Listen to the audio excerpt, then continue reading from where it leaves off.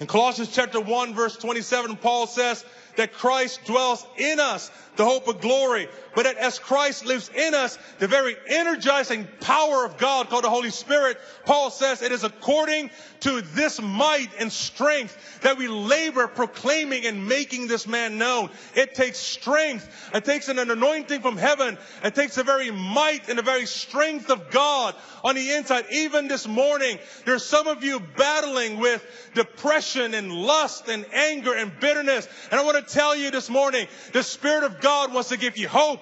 He wants to release might. He wants to release strength. This is not the end of it for you. Your lust, your depression, your anger, it is not your portion. You have been called to experience the deep pleasures of God.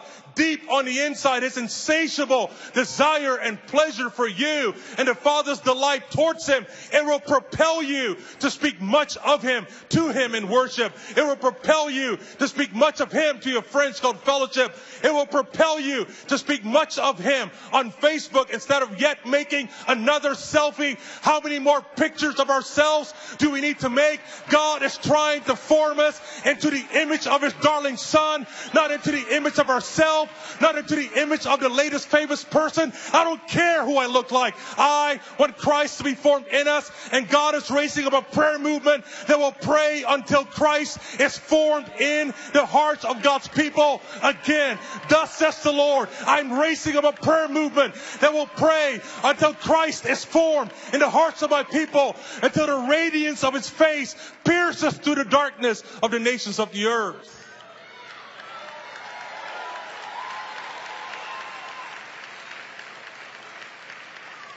It is the only hope for transformation, to behold Him and being transformed into that same image. He's calling us into the secret place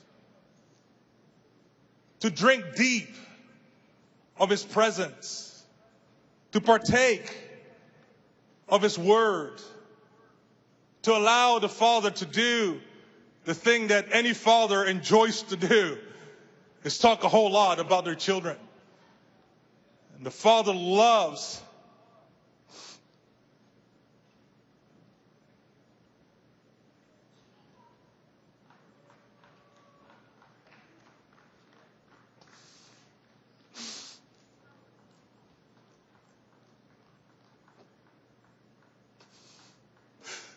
He loves to talk about His Son.